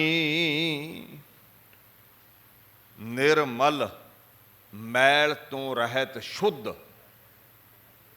ਜਿੱਥੇ ਕੋਈ ਵੀ ਕਟਾਸ਼ ਨਹੀਂ ਹੈ, ਤਰਕ ਨਹੀਂ ਹੈ, ਕੁਤਰਕ ਨਹੀਂ ਹੈ। ਬਾਣੀ ਦਾ ਭਾਵ ਹੈ ਆਵਾਜ਼। ਵਾਣੀ ਸੰਸਕ੍ਰਿਤ ਦਾ ਲਫ਼ਜ਼ ਹੈ ਜਿਹਦੇ ਤੋਂ ਬਾਣੀ ਬਣਦਾ ਹੈ, ਜੋ ਗਲੂਏ ਚੋਂ ਬੋਲ ਨਿਕਲਦੇ ਨੇ। ਬਾਣੀ ਦੇ ਬੇਅੰਤ ਅਰਥ ਨੇ। ਉਹ ਸ਼ਬਦ ਜਿਹੜਾ ਗੁਰਾਂ ਦੇ ਗਲੂਏ ਚੋਂ ਪ੍ਰਗਟ ਹੋਇਆ, ਉਹ ਬਚਨ ਜਿਹੜਾ ਸਤਿਗੁਰਾਂ ਦੇ ਮੂੰਹੋਂ ਨਿਕਲਿਆ ਹੈ। ਗੁਰੂ ਦੇ ਦਿੱਤੇ ਉਪਦੇਸ਼ ਨੂੰ ਵੀ ਆਪਾਂ ਬਾਣੀ ਕਹਿ ਦਿੰਦੇ ਹਾਂ। ਸਿੱਖ ਗੁਰੂ ਸਾਹਿਬਾਨਾਂ ਦੇ ਜਿਹੜੇ ਬੋਲ ਨੇ ਉਹਨਾਂ ਨੂੰ ਵੀ ਗੁਰਸਿੱਖ ਬਾਣੀ ਕਹਿ ਦਿੰਦੇ ਨੇ। ਬਾਣੀ ਗੁਰੂ ਹੈ। ਬਾਣੀ ਵਿੱਚ ਬਾਣੀ ਅੰਮ੍ਰਿਤ ਸਾਰੇ, ਗੁਰਬਾਣੀ ਕਹੈ ਸੇਵਕ ਜਨ ਮਾਨੈ, ਪ੍ਰਤੱਖ ਗੁਰੂ ਨਿਸਥਾਰੇ। ਐ ਗੁਰੂ ਪਰਮੇਸ਼ਰ, ਐ ਪਰਮਾਤਮਾ, ਤੁਹਾਡੀ ਬਾਣੀ ਐਸੀ ਹੈ, ਇਹਨੇ ਪਿਛਲੇ ਸਮੇਂ ਵੀ ਕਈਆਂ ਨੂੰ ਨਿਰਮਲ ਕਰ ਦਿੱਤਾ। ਅੰਤਸ਼ਕਰਨ ਦੀ ਮੈਲ ਧੋ ਦਿੱਤੀ ਕਈਆਂ ਦੀ, ਪਾਪੀ ਪਵਿੱਤਰ ਕਰ ਦਿੱਤੇ। ਅੱਜ ਵੀ ਬਾਣੀ ਨਿਰਮਲਤਾ ਬਖਸ਼ ਰਹੀ ਹੈ। ਅਗਾਂਹ ਵੀ ਤੁਹਾਡੀ ਬਾਣੀ ਮਨ ਨੂੰ ਸਾਫ਼ ਕਰੇਗੀ, ਨਿਰਮਲਤਾ ਬਖਸ਼ੇਗੀ, ਪਾਕ ਪਵਿੱਤਰ ਕਰ ਦੇਵੇਗੀ। ਦੂਸਰਾ ਭਾਵ ਹੈ ਤੇਰੀ ਬਾਣੀ ਪ੍ਰਮਾਤਮਾ। ਧਾਰਮਿਕ ਗ੍ਰੰਥ ਜਿਹੜੇ ਨੇ, ਚਾਹੇ ਉਹ ਵੇਦ ਨੇ, ਚਾਹੇ ਭਗਵਤ ਗੀਤਾ ਹੈ, ਚਾਹੇ ਉਹ ਸ਼੍ਰੀ ਗੁਰੂ ਗ੍ਰੰਥ ਸਾਹਿਬ ਨੇ, ਕਿਸੇ ਵੀ ਰਹਿਬਰ ਥਰੂ ਆਏ ਜਿਹੜੇ ਬੋਲ ਨੇ, ਚਾਹੇ ਕੁਰਾਨ ਹੈ, ਚਾਹੇ ਬਾਈਬਲ ਹੈ, ਜੋ ਵੀ ਤੇਰੀ ਵਡਿਆਈ ਦੇ ਬੋਲ ਨੇ, ਉਹ ਸਾਰੇ ਹੀ ਪਾਕ ਤੇ ਪਵਿੱਤਰ ਨੇ। ਸੋ ਹਰ ਧਰਮ ਦੇ ਧਾਰਮਿਕ ਗ੍ਰੰਥਾਂ ਦਾ ਅਦਬ ਕਰਿਆ ਕਰੋ। ਵੈਸੇ ਸਿੱਖ ਤੇ ਕਰਦਾ ਹੀ ਹੈ, ਕਦੀ ਸਿੱਖਾਂ ਕੁਰਾਨ ਦੀ ਬੇਅਦਬੀ ਨਹੀਂ ਕੀਤੀ ਤੇ ਕਦੀ ਸਿੱਖਾਂ ਭਗਵਤ ਗੀਤਾ ਦੀ ਬੇਅਦਬੀ ਨਹੀਂ ਕੀਤੀ। ਵੀ ਗੁਰੂ ਗ੍ਰੰਥ ਸਾਹਿਬ ਦੀ ਬੇਅਦਬੀ ਇਹ ਲੋਕ ਕਿਉਂ ਕਰਦੇ ਨੇ ਤੇ ਕੌਣ ਨੇ? ਗੁਰੂ ਗ੍ਰੰਥ ਸਾਹਿਬ ਐਸੇ ਗ੍ਰੰਥ ਨੇ ਜਿਨ੍ਹਾਂ ਦੇ ਵਿੱਚ ਕਿਸੇ ਵੀ ਧਰਮ ਦਾ ਖੰਡਨ ਨਹੀਂ ਹੈ। ਜੇ ਕੋਈ ਪ੍ਰਚਾਰਕ ਕਿਸੇ ਵੀ ਧਰਮ ਦਾ ਖੰਡਨ ਕਰਦਾ, ਉਹਦੀ ਆਪਣੀ ਵਿਚਾਰਧਾਰਾ ਹੈ। ਬਾਣੀ ਨਹੀਂ ਖੰਡਨ ਕਰਦੀ, ਬਾਣੀ ਪਖੰਡ ਦਾ ਖੰਡਨ ਕਰਦੀ ਹੈ। ਤੋ ਬੰਦੇ ਦੀ ਜਾਤ ਜਿੱਥੇ ਵੀ ਪਖੰਡ ਕਰੇਗੀ, ਉਹ ਹਿੰਦੂ ਹੈ, ਸਿੱਖ ਹੈ, ਈਸਾਈ ਹੈ, ਮੁਸਲਮਾਨ ਹੈ, ਪਖੰਡ ਦਾ ਖੰਡਨ ਹੈ। ਪਰ ਤੁਹਾਡੇ ਸਾਹਮਣੇ ਹੈ, ਬੇਅਦਬੀਆਂ ਹੋ ਰਹੀਆਂ, ਸਰਕਾਰਾਂ ਕੁਝ ਨਹੀਂ ਕਰਦੀਆਂ।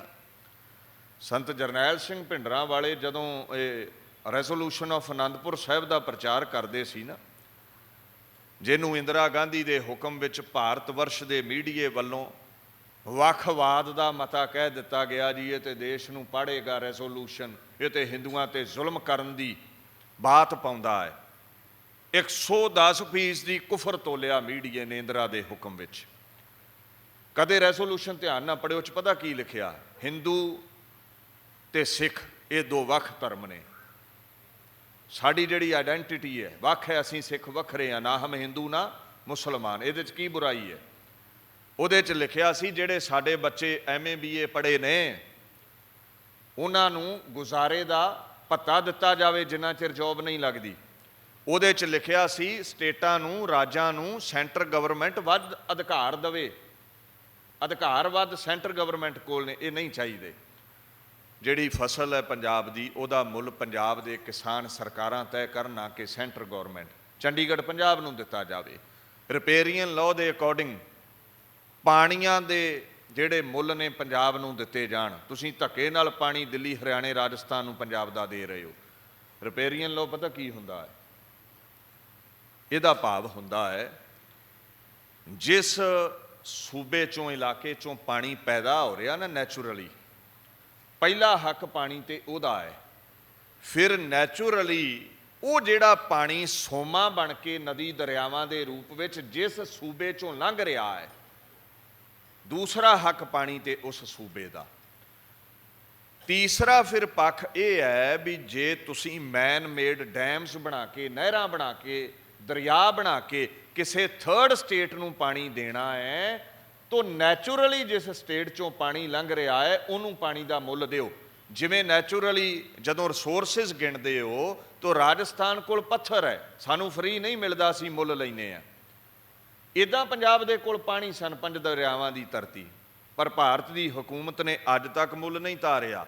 ਜੇ ਸਾਨੂੰ ਸਾਡੇ ਪਾਣੀ ਦਾ ਮੁੱਲ ਮਿਲਣ ਲੱਗ ਜਾਵੇ ਨਾ, ਤਾਂ ਸਾਡੇ ਬੱਚਿਆਂ ਨੂੰ ਕੈਨੇਡਾ ਅਮਰੀਕਾ ਵੈਸਟਰਨ ਕੰਟਰੀਜ਼ ਵਿੱਚ ਜੋਬ ਨਾ ਕਰਨੀ ਪਵੇ। ਪੰਜਾਬ ਸੋਨੇ ਦੀ ਚਿੜੀ ਰਿਹਾ ਹੈ ਮਹਾਰਾਜਾ ਰਣਜੀਤ ਸਿੰਘ ਵੇਲੇ।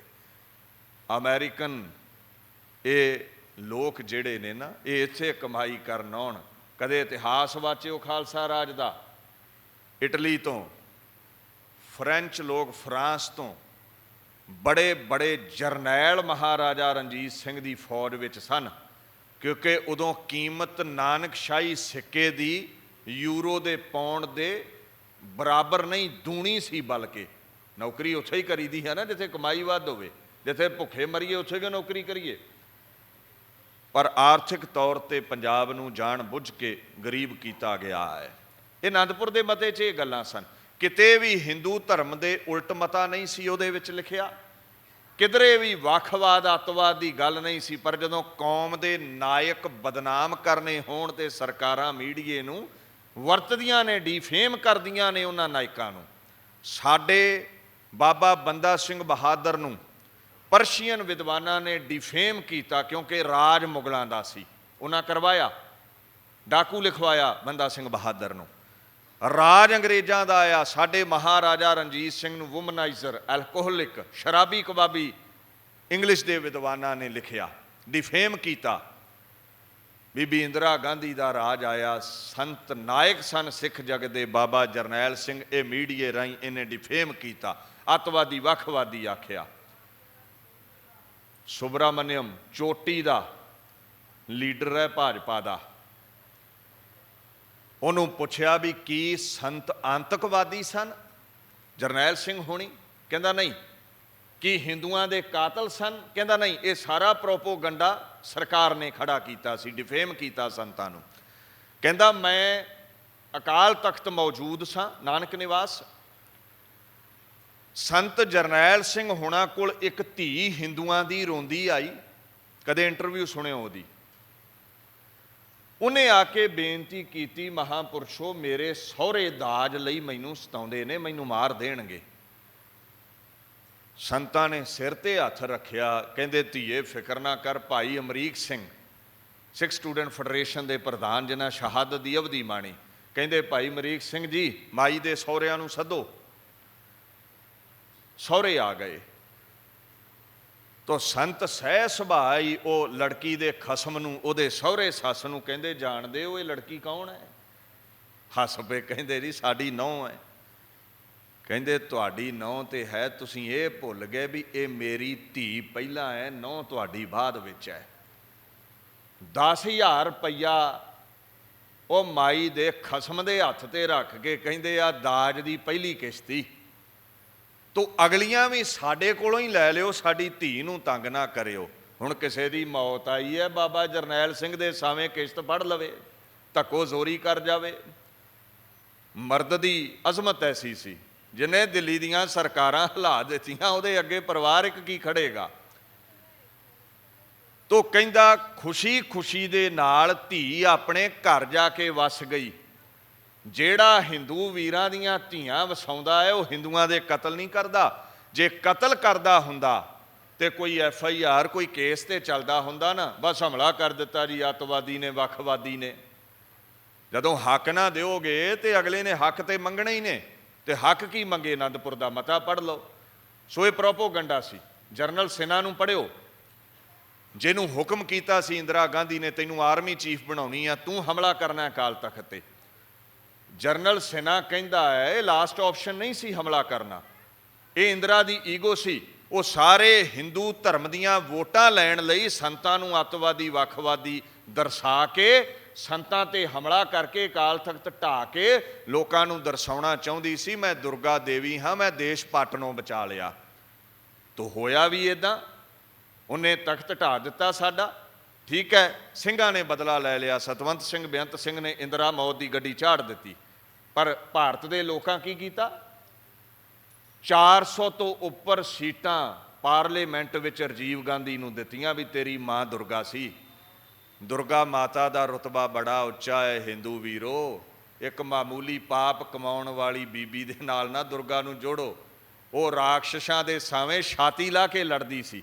ਧਾਰਮਿਕ ਮੰਦਰਾਂ ਦੀ ਰੱਖਿਆ ਕਰਨ ਵਾਲੀ ਮਾਈ ਸੀ, ਨਾ ਕਿ ਮੰਦਰ ਢਾਉਣ ਵਾਲੀ। ਤੋ ਮੈਂ ਤੇ ਕਹਿੰਦਾ ਕੋਈ ਹਿੰਦੂ ਵੀਰਾਂ ਦਾ ਮੰਦਰ ਢਾਵੇ।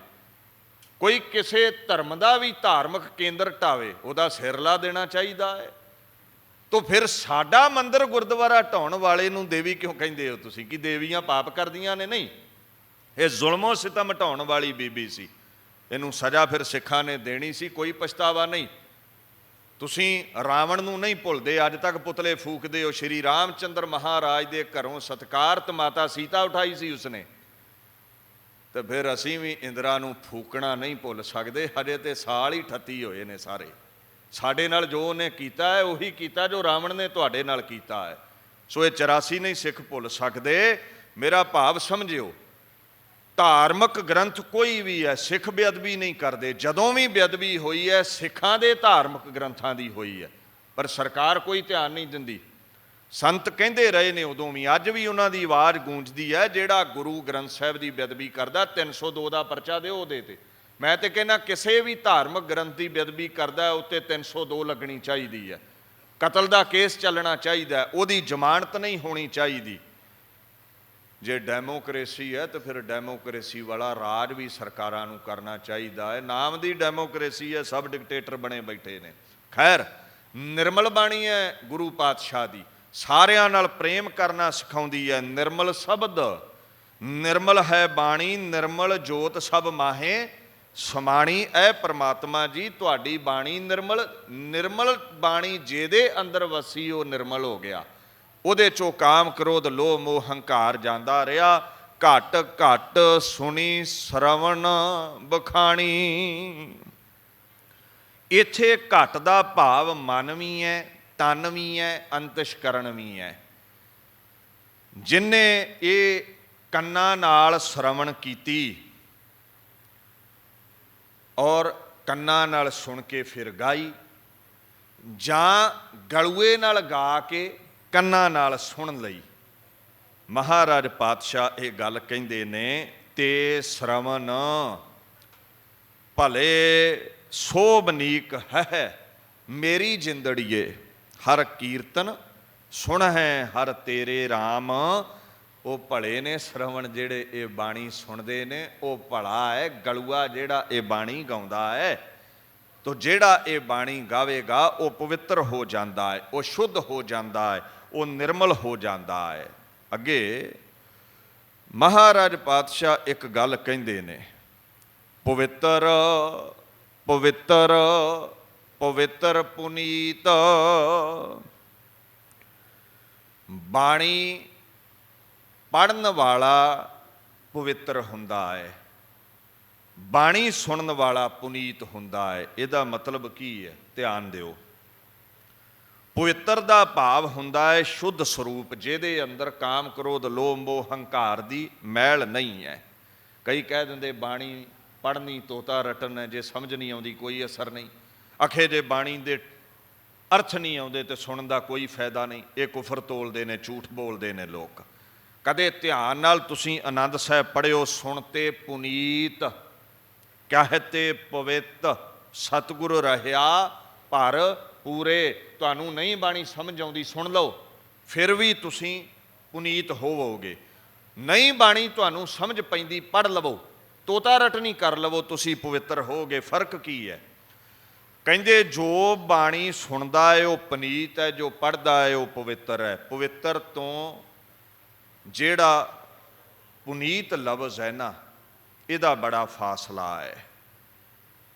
ਫਰਕ ਸਮਝਾਇਆ ਇਹਨਾਂ ਪੰਕਤੀਆਂ ਵਿੱਚ, ਧਿਆਨ ਦਿਓ। ਪਵਿੱਤਰ ਪਵਿੱਤਰ ਪਵਿੱਤਰ ਪੁਨੀਤ, ਜਿਹੜਾ 3 ਵਾਰੀ ਪਵਿੱਤਰ ਹੈ ਉਹਨੂੰ ਪੁਨੀਤ ਕਿਹਾ ਜਾਂਦਾ ਹੈ। ਇਹਦਾ ਮਤਲਬ ਪਵਿੱਤਰ ਲਫ਼ਜ਼ ਨਾਲੋਂ ਪੁਨੀਤ ਲਫ਼ਜ਼ ਦੀ ਮਹਾਨਤਾ ਵੱਧ ਹੈ। ਮਤਲਬ ਜਿਹੜਾ ਬਾਣੀ ਪੜ੍ਹੇਗਾ ਉਹ ਹੋਵੇਗਾ ਪਵਿੱਤਰ, ਜਿਹੜਾ ਬਾਣੀ ਸੁਣੇਗਾ ਉਹ 3 ਗੁਣਾ ਵੱਧ ਕੇ ਜਸ ਖੱਟੇਗਾ, ਉਹ ਹੋਵੇਗਾ ਪੁਨੀਤ। ਹੁਣ ਤੁਸੀਂ ਆਖੋਗੇ ਇਹ ਬਾਣੀ ਸੁਣਨ ਦਾ ਪੜ੍ਹਨ ਨਾਲੋਂ ਫਲ ਵੱਧ ਕਿਉਂ ਹੈ? ਇਹਨੂੰ ਧਿਆਨ ਦੇ ਨਾਲ ਸਮਝਣ ਦਾ ਯਤਨ ਕਰਿਓ। ਦੇਖੋ, ਮੈਂ 3 ਕਾਰਨ ਦੱਸ ਦਿੰਦਾ। ਪਹਿਲਾ ਕਾਰਨ ਤੇ ਇਹ ਹੈ ਵੀ ਬਾਣੀ ਸੁਣਨ ਦੇ ਨਾਲ ਅੰਤਸ਼ਕਰਨ ਦੀ ਮੈਲ ਲੈਂਦੀ ਹੈ। ਜਿਵੇਂ ਜਿਵੇਂ ਬਾਣੀ ਅੰਦਰ ਜਾਂਦੀ ਹੈ ਸਰਵਣਾ ਰਾਹੀਂ ਮਨ ਦੀ ਮੈਲ ਬਾਹਰ ਆ ਜਾਂਦੀ ਹੈ। ਹੱਥ ਵਿੱਚ ਹੀਰਾ ਹੋਵੇਗਾ ਤੇ ਕੱਚ ਛੁੱਟੇਗਾ ਨਾ, ਤੋ ਮਨ ਜਿਹੜਾ ਅੰਤਸ਼ਕਰਨ ਹੈ ਉਹ ਪਵਿੱਤਰ ਹੋ ਜਾਂਦਾ ਹੈ। ਜਦੋਂ ਤੁਸੀਂ ਰੋਜ਼ ਪੜ੍ਹਦੇ ਹੋ ਗੁਰੂ ਗ੍ਰੰਥ ਸਾਹਿਬ ਦੇ ਵਿੱਚ ਤਿੱਥੈ ਘੜੀਐ ਸੁਰਤ ਮਤ ਮਨ ਬੁੱਧ, ਸਤ ਸੰਗਤ ਮਿਲ ਵਿਵੇਕ ਬੁੱਧ ਹੋਈ। ਗੁਰੂ ਦੀ ਸੰਗਤ ਵਿੱਚ ਆ ਕੇ ਬਾਣੀ ਸੁਣੀ, ਬੁੱਧੀ ਕੋਮਲ, ਵਿਵੇਕ ਉੱਚੀ, ਨਿਰਮਲ ਹੋ ਗਈ, ਵਿਕਾਰ ਧੁੱਪ ਗਏ, ਬਾਹਰ ਨਿਕਲ ਗਏ, ਬੁਰੇ ਫੁਰਨੇ। ਮਹਾਨਤਾ ਕਿਉਂ ਵੱਧ ਹੈ ਬਾਣੀ ਸੁਣਨ ਦੀ? ਦੂਸਰਾ ਪੱਖ ਇਹ ਹੈ, ਜਦੋਂ ਬਾਣੀ ਅਸੀਂ ਪੜ੍ਹਦੇ ਹਾਂ ਨਾ, ਸਾਡੀ ਇਕਾਗਰਤਾ ਟੁੱਟ ਜਾਂਦੀ ਹੈ। ਕਈ ਵਾਰ ਬਾਣੀ ਕੰਠ ਹੁੰਦੀ ਹੈ ਤੋ ਪੜ੍ਹੀ ਜਾਈਦੀ, ਜ਼ੁਬਾਨ ਨਾਲ ਪੜ੍ਹੀ ਜਾਈਦੀ ਹੈ, ਮਨ ਇੱਧਰ ਉੱਧਰ ਭੱਜਾ ਫਿਰਦਾ। ਗੁੜਕਾ ਸਾਹਿਬ ਤੋਂ ਵੀ ਬਾਣੀ ਪੜ੍ਹਦੇ ਹਾਂ, ਵੇਖ ਕੇ ਅੱਖਾਂ ਪੜ੍ਹ ਰਹੀਆਂ ਨੇ, ਅੱਖਾਂ ਤੇ ਲੱਗੀਆਂ ਨੇ, ਮਨ ਕਿਧਰੇ ਹੋਰ ਹੁੰਦਾ ਹੈ।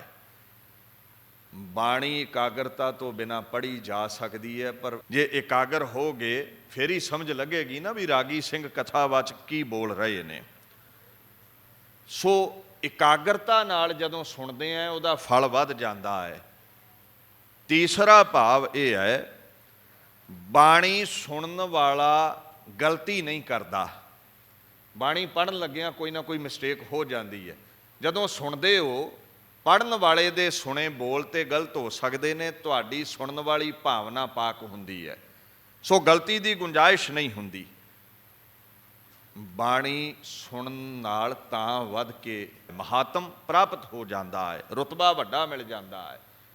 ਤਾਂ ਕਹਿੰਦੇ ਨੇ ਬਾਣੀ ਪੜ੍ਹੋਗੇ ਪਵਿੱਤਰ ਹੋਗੇ, ਸੁਣੋਗੇ 3 ਗੁਣਾ ਵੱਧ ਕੇ ਮਹਿਮਾ ਹੋਵੇਗੀ, ਪੁਨੀਤ ਹੋ ਜਾਓਗੇ। ਤੇ ਮੈਂ ਤੇ ਕਹਿਣਾ ਹੁੰਨਾ ਭਾਈ, ਬਾਣੀ ਜਦੋਂ ਆਪ ਪੜ੍ਹੋ ਤੇ ਯਤਨ ਕਰਿਓ ਆਪ ਹੀ ਸੁਣ ਲਵੋ, ਪਵਿੱਤਰ ਵੀ ਹੋ ਜਾਓ, ਪੁਨੀਤ ਵੀ।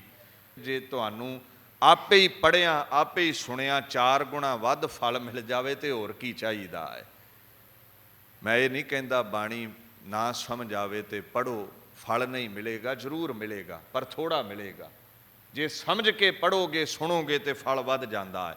ਤੁਹਾਡਾ ਬੱਚਾ ਜਦੋਂ ਸਕੂਲ ਜਾਂਦਾ ਹੈ, ਜਿੰਨੀ ਇਕਾਗਰਤਾ ਨਾਲ ਪੜ੍ਹਾਈ ਕਰਦਾ ਉਨੇ ਨੰਬਰ ਵੱਧ ਆਉਂਦੇ ਨੇ। ਤੇ ਜੇ ਨਿਰੇ ਰੱਟੇ ਹੀ ਲਾਵੇ, ਸਮਝੇ ਨਾ, ਪਾਸ ਤੇ ਹੋ ਜਾਂਦਾ ਹੈ ਪਰ ਪੋਜੀਸ਼ਨ ਪਹਿਲੀ ਨਹੀਂ ਆਉਂਦੀ। ਸੋ ਇਸ ਗੱਲ ਦਾ ਧਿਆਨ ਰੱਖਿਓ, ਗਾਵਿਆ ਸੁਣਿਆ ਤਿਨਕਾ ਹਰ ਥਾਏ ਪਾਵੈ, ਜਿਨ ਸਤਿਗੁਰ ਕੀ ਆਗਿਆ ਸਤ ਸਤ ਕਰ ਮਾਨੀ। ਕਹਿਤ ਪਵਿੱਤਰ ਸੁਣਤ ਪੁਨੀਤ, ਗੁਣ ਗੋਬਿੰਦ ਗਾਵੈ ਨਿਤ, ਨੀਤ ਕਹੋ ਨਾਨਕ ਜਾਂ ਕੋ ਹੋ ਕਿਰਪਾਲ, ਤਿਸ ਜਨ ਕੀ ਸਭ ਪੂਰਨ ਕਾਲ। ਬਾਣੀ ਸੁਣਨ ਵਾਲਾ ਪੁਨੀਤ ਹੈ, ਪੜ੍ਹਨ ਵਾਲਾ ਪਵਿੱਤਰ ਹੈ। ਮਹਾਰਾਜ ਕਹਿੰਦੇ ਸਭੋ ਸੁਖ ਮਿਲ ਜਾਂਦੇ ਨੇ ਜੇ ਬਾਣੀ ਪੜ੍ਹੋਗੇ ਤੇ ਸੁਣੋਗੇ। ਅੱਗੇ ਗੁਰੂ ਅਰਜਨ ਸਾਹਿਬ ਕਹਿੰਦੇ ਨੇ, ਨਾਮ ਜਪੈ ਨਾਨਕ ਮਨ ਪ੍ਰੀਤ। ਬਾਣੀ ਨੂੰ ਜਦੋਂ ਵੀ ਜਪੋ ਯਤਨ ਕਰੋ ਪ੍ਰੀਤੀ ਦੇ ਨਾਲ, ਪ੍ਰੇਮ ਦੇ ਨਾਲ, ਮੁਹੱਬਤ ਦੇ ਨਾਲ, ਰਸ ਲੈ ਕੇ ਜਪਿਆ ਕਰੋ। ਹਰ ਹਰ ਨਾਮ ਜਪਹੁ ਮਨ ਮੇਰੇ, ਮੁਖ ਗੁਰਮੁਖ ਪ੍ਰੀਤ ਲਗਾਤੀ। ਹਰ ਹਰ ਨਾਮ ਜਪੋ ਮਨ ਮੇਰੇ, ਜਿਤ ਦਾਲਦ ਦੁੱਖ ਭੁੱਖ ਸਭ ਲਹਿ ਜਾਤੀ। ਜਦੋਂ ਪ੍ਰੀਤੀ ਨਾਲ ਨਾਮ ਜਪੋਗੇ ਜੀਵਨ 'ਚ ਦਲਿੱਦਰ ਨਹੀਂ ਰਹੇਗਾ, ਦੁੱਖ ਤੇ ਭੁੱਖ ਮਿਟ ਜਾਵੇਗੀ, ਸਦਾ ਹੀ ਸੁਖ ਪ੍ਰਾਪਤ ਹੋ ਜਾਵੇਗਾ। ਐਸੀ ਮਹਿਮਾ ਗੁਰੂ ਕੇ ਨਾਮ ਨੂੰ ਜਪਣ ਦੀ ਤੇ ਸੁਣਨ ਦੀ ਹੈ। ਦਾਸ ਇੱਥੇ ਹੀ ਵਿਚਾਰ ਸੰਕੋਚਦਾ ਹੈ। ਖੰਡੇ ਦੀ ਪੌਲ ਛਕੋ, ਗੁਰੂ ਵਾਲੇ ਬਣੋ। ਆਪ ਸਰਬੱਤ ਸੰਗਤ ਦਾ, ਸ੍ਰੀ ਗੁਰੂ ਗ੍ਰੰਥ ਸਾਹਿਬ ਪਾਤਸ਼ਾਹ ਦਾ ਕੋਟਾਨ ਕੋਟ ਧੰਨਵਾਦ। ਦਿੱਲੀ ਸਿੱਖ ਗੁਰਦੁਆਰਾ ਪ੍ਰਬੰਧਕ ਕਮੇਟੀ ਦਾ, ਧਰਮ ਪ੍ਰਚਾਰ ਕਮੇਟੀ ਦਾ ਧੰਨਵਾਦ। ਇਸ ਪਾਵਨ ਅਸਥਾਨ ਗੁਰਦੁਆਰਾ ਸੀਸਗੰਜ ਸਾਹਿਬ ਵਿਖੇ ਮੁੱਖ ਵਜ਼ੀਰ ਦੀ ਸੇਵਾ ਨਿਭਾ ਰਹੇ ਸਤਿਕਾਰਯੋਗ ਸਿੰਘ ਸਾਹਿਬ ਗਿਆਨੀ ਹਰਨਾਮ ਸਿੰਘ ਜੀ ਦਾ ਧੰਨਵਾਦ। ਦਾਸ ਬਾਣੀ ਨੂੰ ਵਿਸ਼ਰਾਮ ਦਿੰਦਾ ਹੋਇਆ ਫਤਿਹ ਬੁਲਾਉਂਦਾ ਹੈ। ਵਾਹਿਗੁਰੂ ਜੀ ਕਾ ਖਾਲਸਾ, ਵਾਹਿਗੁਰੂ ਜੀ ਕੀ ਫਤਿਹ।